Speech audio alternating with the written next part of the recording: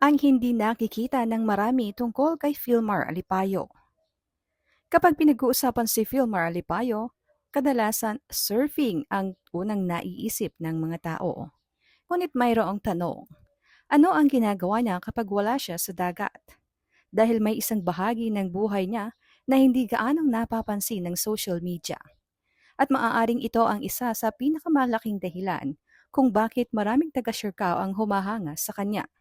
Sa nakalipas na ilang taon, unti-unting nagtayo sila Andy at Philmar ng iba't ibang negosyo sa Siargao. Mayroong surf shop, mayroong snack bar, may bar, at kalaunan ay mayroon ding cafe. Para sa ibang tao, maaaring normal lamang iyon.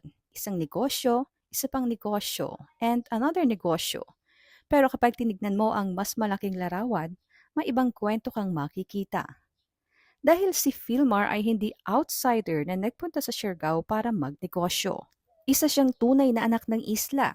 Lumaki roon, nagsimula roon at nanatili roon. Sa panahon na mabilis lumago ang turismo sa Siargao, maraming oportunidad ang dumarating. Pero kadalasan, may tanong ang mga lokal. Makikinabang ba ang komunidad? O mapupunta lang sa iba ang mga oportunidad? At dito na nga pumapasok ang kahalagahan ng mga negosyong itinayo mismo ng mga lokal sa isla.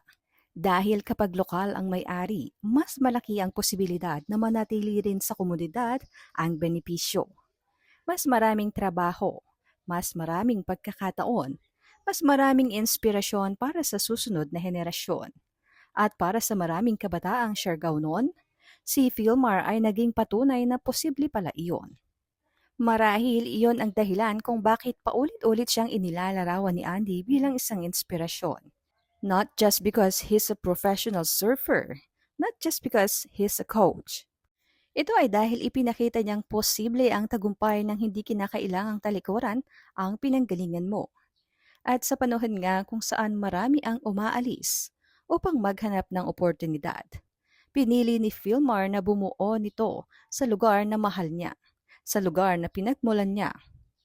Pero may isang bagay pa tungkol sa relasyon ni na Andy at Philmar na matagal nang pinag-uusapan online. This isn't about surfing. Wala rin ito ang kinalaman sa kanilang negosyo. May kinalaman ito sa kung paano nila piniling palakihin ang kanilang pamilya sa Siargao. At para nga sa ilan, iyon ang pinaka-unconventional na desisyon nila Philmar at Andy.